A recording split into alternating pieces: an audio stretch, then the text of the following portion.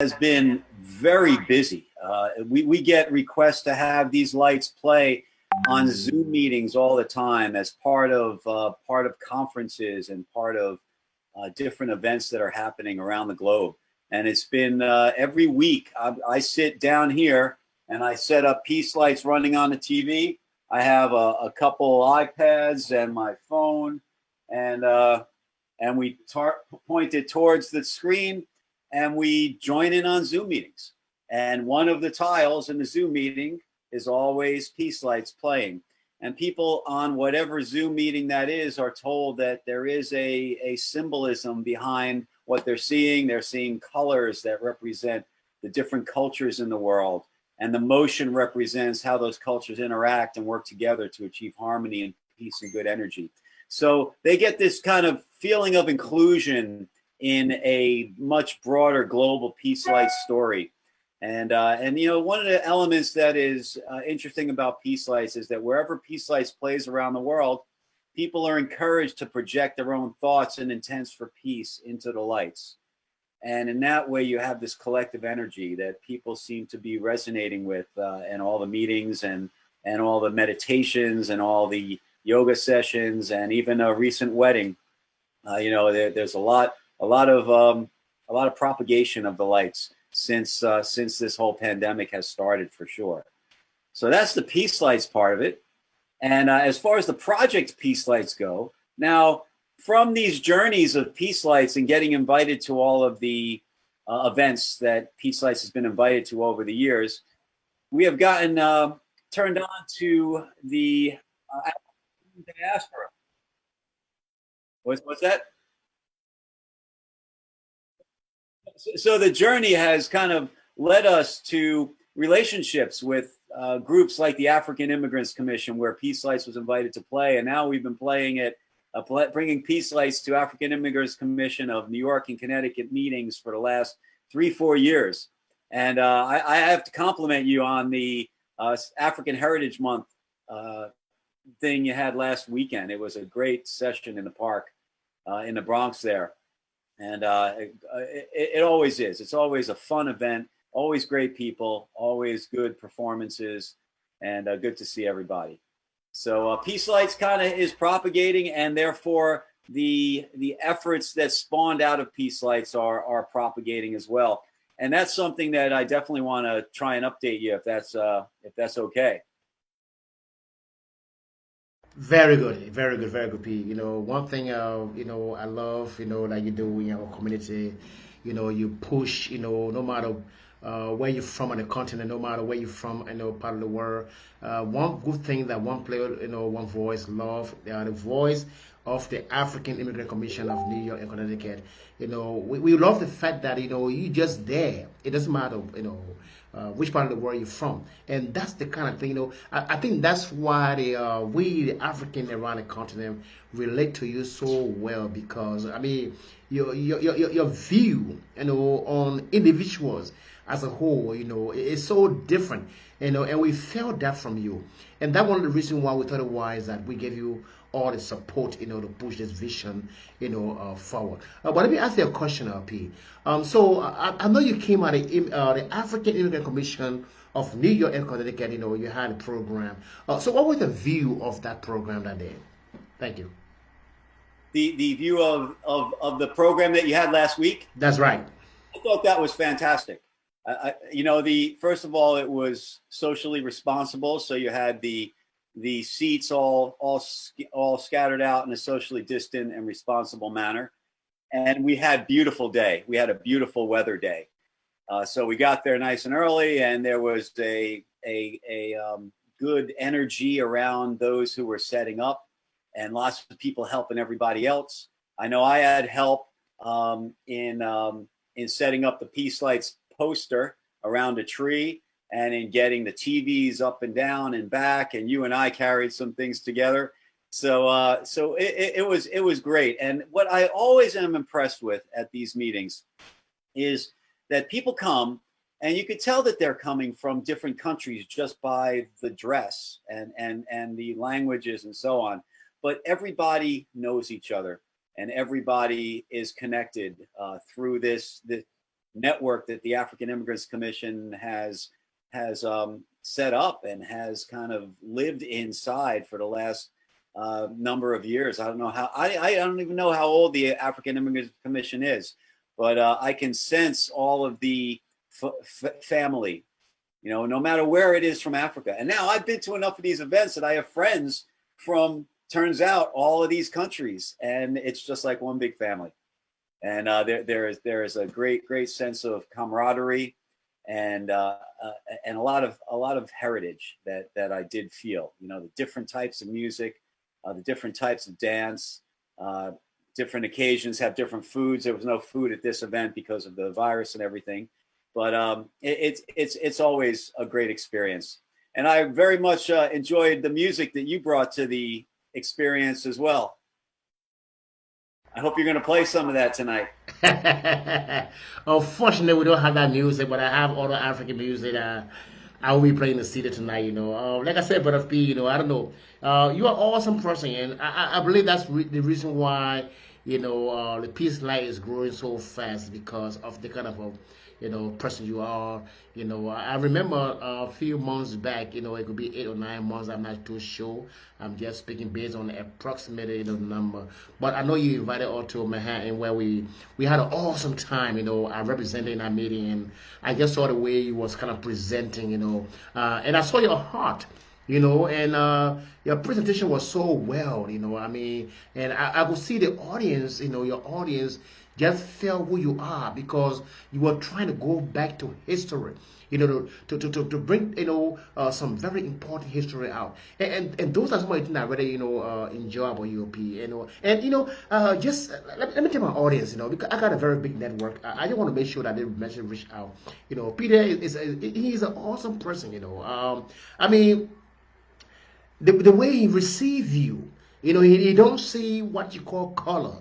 You know, that's what I observe of P. You know, he don't know the difference of black and white. He just accept people for who they are.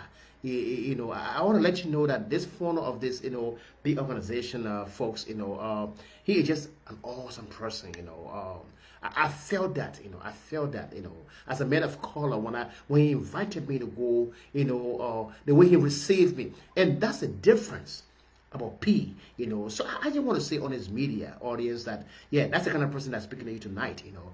But P, let me say this. So can you tell us, because I know you spoke to many Liberians that day, you know, during your conference, you know. I know I was fortunate to kind of make introduction to a few Liberians. So what was your network, and how do you think the response going to be from them? Thank you. You know, and I appreciate you bringing me to certain people to meet, and that happened to me a few times during the day, which is always amazing. Like, you know, hey, you know, I'd be having a conversation, and someone would come over, and it'd be like, "There's somebody I'd like you to meet. Can you please tell them your story real quickly, and kind of let them know what you're up to, because these people could probably help you in Senegal. These people can help you in Liberia. These people can help you in Congo and Kenya, all over. You know, it's beautiful." And the story about Project Peace Lights is getting evolved enough now where we're in a position where we're asking for help in the countries for real rubber meeting the road sort of progress on this whole plan of accelerating peace education. So in that regard, it was not only a fun and interesting and great to see everybody sort of day, Right. but it was a productive time as well. The networking is usually the best part of going to conferences, and a lot of times that has suffered, you know, since this whole pandemic has started. You know, it's different when you're on a Zoom meeting with a bunch of people versus when you're at a conference or at a meeting with somebody. But it was really refreshing to be back in that environment and to meet all of those new people and tell them the story. And let me quickly tell it, like, kind of pretend, you know, I was brought over to somebody and told, this person could probably help you in this country. What I was saying to them was the very quick background of Peace Lights, being invited to a number of events around the world and becoming this increasingly recognized symbol of peace. And that because of that, we got invited to a particular meeting honoring an African diaspora woman who turned out to be, everybody knows Rosa Parks for her not giving up her seat on the bus, and she became the symbol of the civil rights movement here in the United States.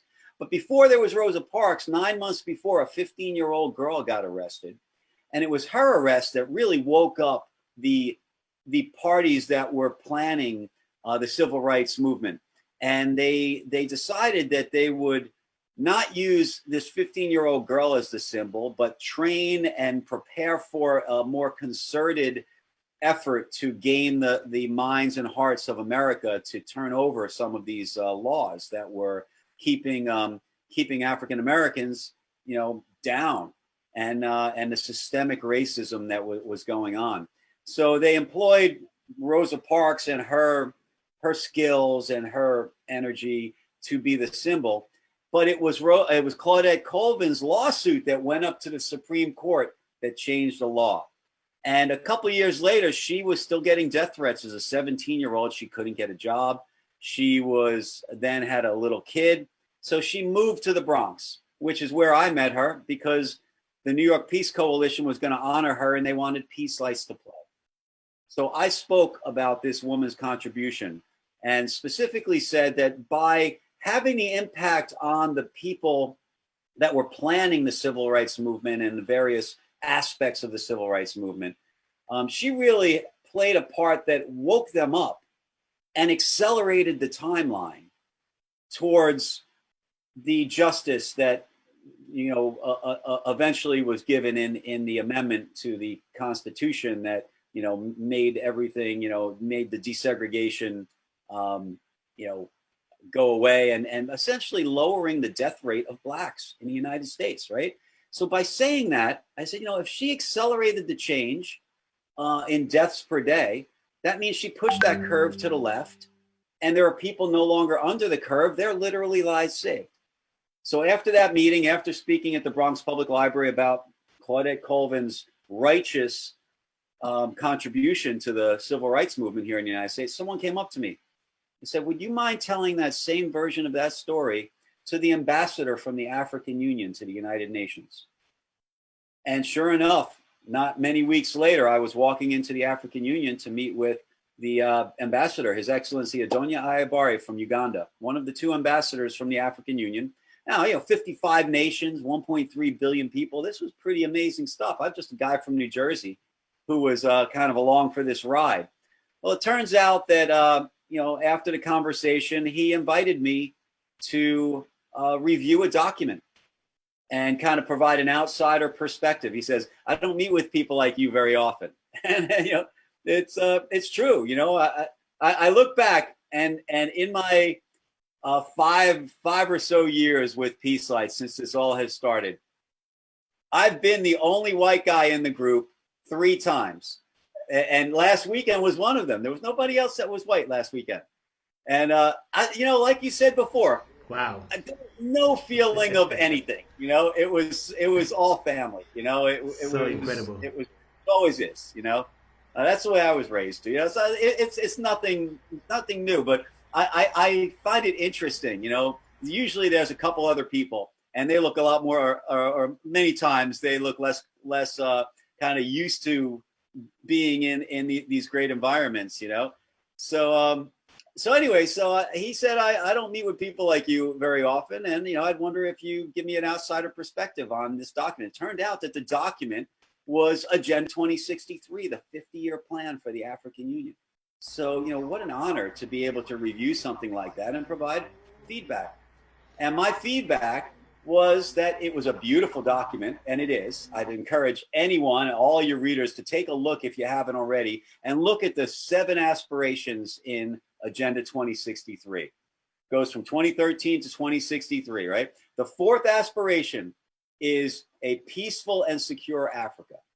And the words underneath that specifically say, a culture of peace and tolerance shall be nurtured in Africa's children and youth through peace education. And that was my link back to Claudette Colvin, because the crux of her story was that she knew her rights, which is why she didn't give up her seat that day. She said, it's my constitutional right to sit here. I paid my fare and I don't have to move. even though she was getting berated and yelled at. And the cops eventually dragged her off the bus. All the while she was saying, it's my constitutional right, right? So her knowing her rights and learning those rights are some of the things you'd expect to learn in a peace education curriculum, like the one that's called for in African Union Agenda 2063, right?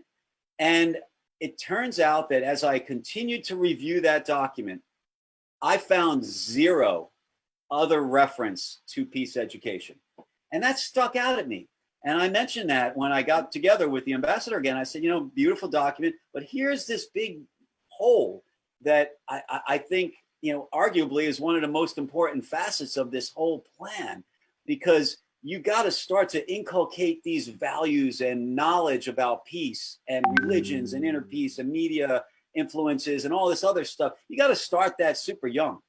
And you got 1.3 billion people. 60% of the population of Africa is under the age of 30. And the fastest growing portion are newborns. So every year you don't do anything, it's a sin. You miss enormous swaths of opportunity and people.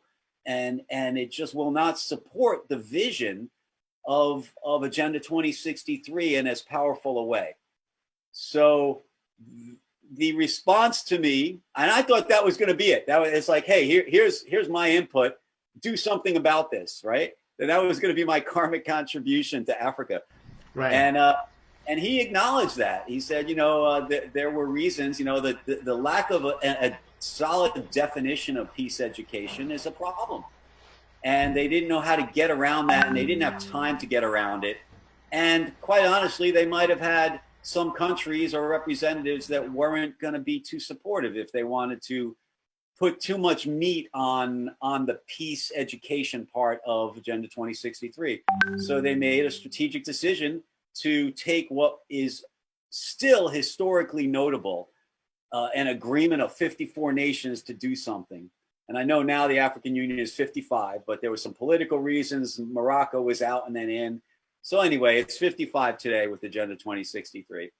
And so I said to him, I said, you know, that should be a solvable problem.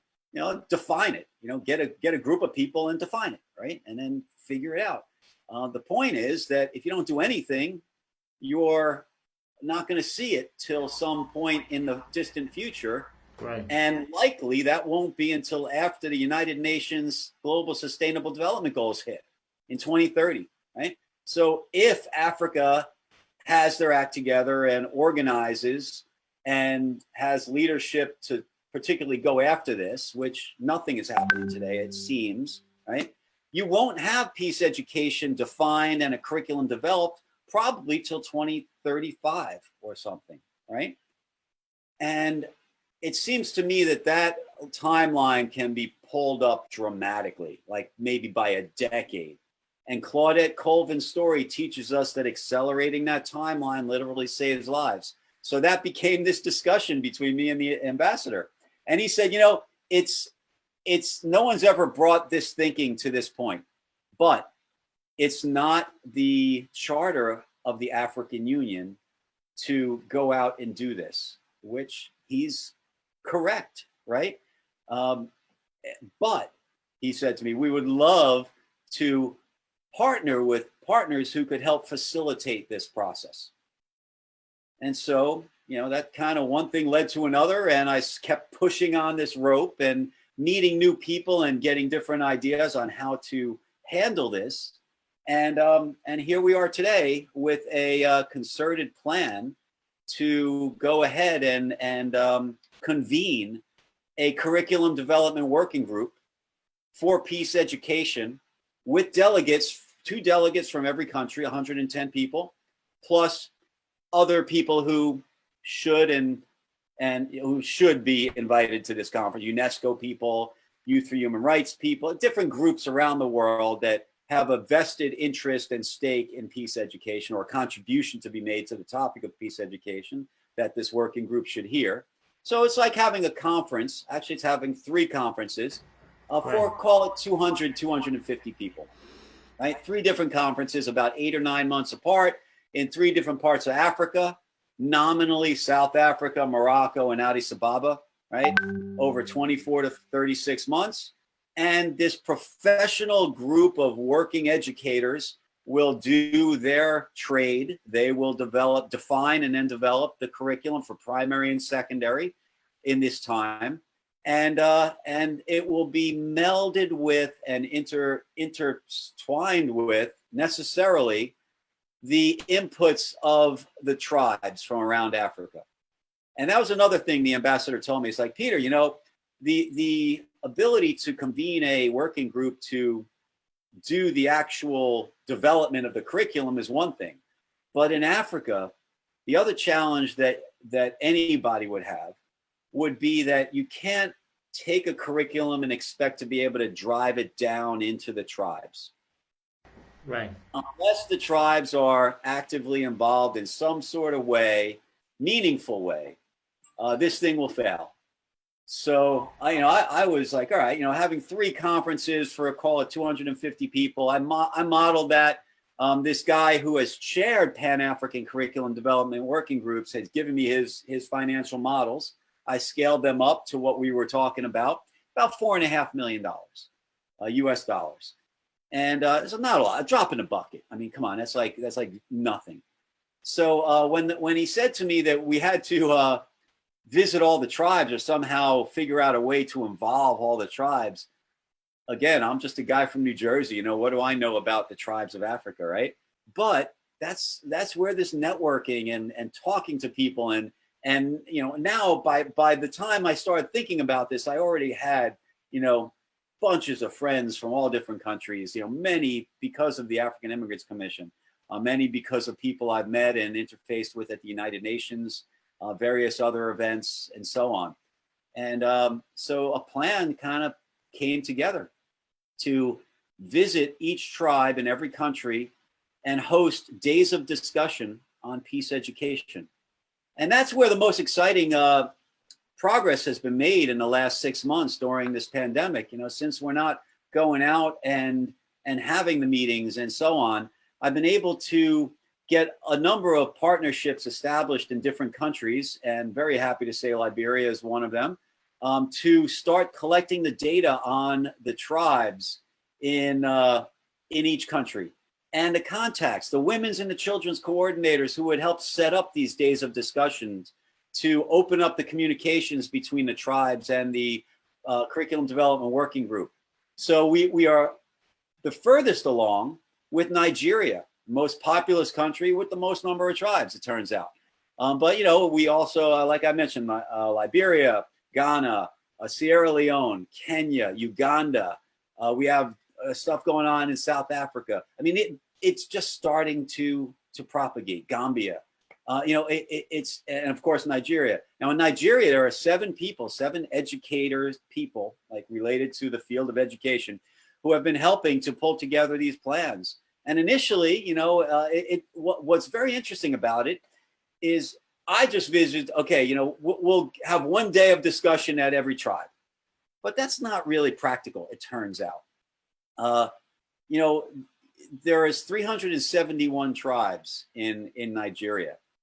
And, if you look at the top 7 tribes, you account for 85% of all Nigerians. But you can't just visit 8 tribes, if you have 371. So you really need to visit, if you can't manage visiting 371, because tribes are spread out. Even if you visit the headquarter locations of a tribe, you're not necessarily getting the people who live in other states or other regions of the country, right? So you really do need to have regional meetings that you invite whoever might be in that region, tribes, chiefdoms, caliphats, whatever it might be, right? And I've come to learn that it's all of those, right? So we're going to have regional meetings, but we're also going to have focused meetings for those top tribes. The first X number of tribes will make sure that we efficiently as possible cover as many people as possible, because getting those inputs and getting buy-in that the process that we're putting in place with the curriculum development working group is actually a good one. All of that stuff has to happen for real. It can't just be, okay, we saw those people check off the box, because that's kind of bogus. If we're going to do this, it really has to be an honest effort to add value to the tribe by letting them know what's going on, and add value to the working group by feeding back the different focuses and suggestions on a regional basis, on a country by country basis, on a region of Africa basis. It all has to play and be integrated into this story. So that's what we've been doing. And I'm very, very excited about getting down the road. I mean, once you have the data for all the tribes and a strategy, then it's a matter of building a financial model. Okay, who's going to provide the food for these meetings? Who's going to provide, where are these people going to stay? What's the order that we're going to go around to minimize the nights we have to spend at hotels, right? You figure all that stuff out, you model it, and then you get a number, and then you get the money to actually implement that in that country. So wow. It's very exciting what's been going on. And all the help we've been getting and the meetings from last week, just puts more gas in the tank for this whole effort. Wow, so great. Again, folks, that's how we're going to come to the conclusion of the broadcast. It's almost 10 o'clock. But before we go, I would just like to take a little break to give you some entertainment a little bit for 1 minute. When we come back, P will be giving his closing statement. But again, I want you to watch out, because P and I will be here most often, because we want to make sure that we push P's light. P is the kind of person who he have a heart, I mean, whenever we have a program, he always with us, he give us all the support, to do what we do. So we recognize that very highly. So therefore, I think, my old folks said, it's a give and take. Sometimes you just have to appreciate someone who appreciate you as well. And that's, our mission, as the AIC, working to make sure that our community voices be heard in our areas. So with that said, we'll be taking a musical break. When we come back, at which time, we will be asking P to close up tonight. And that's how we want to end the broadcast tonight. So again, stay tuned. We will be right back.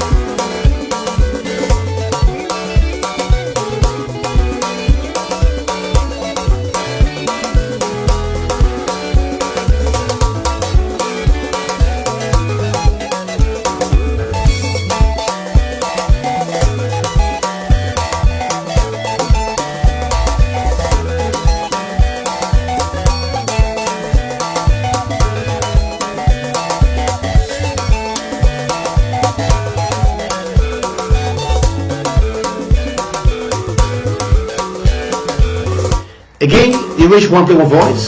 There is where Liberia and other nationalities around the continent of Africa. We are here tonight with P. Peace Light. Peace Light is an awesome organization that is moving around the world. If you want to contact P, just contact One Play One Voice. I will definitely give you all his information, and you can contact him. A man who's trying to go around the world to bring education, educating people around the world. So again, ladies and gentlemen, we want to say thank you so much. Tonight you've been a very awesome, audience watching us tonight. But again, right after this break, we'll be turning over to P to give a closing remark, at which time we will be closing the broadcast. But guess what? Don't go away, because One Play One Voice is back to stay. We are back to the media, and we will be here to push the voice of our people that are doing things, tangible around New York City. Again, enjoy your broadcast. Thank you so much.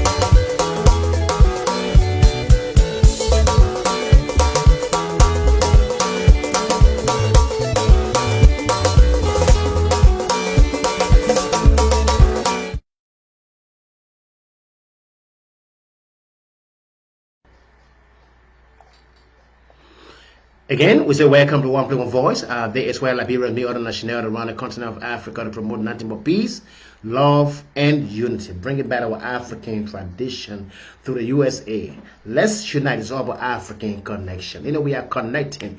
I see P like he's already from Africa because her interaction with our community is like it is so awesome. We do things together. Whenever we have a program going on, we call him P come. He's so humble. I just watch him. The way he just like he just want to be there to show people what's going on in our community.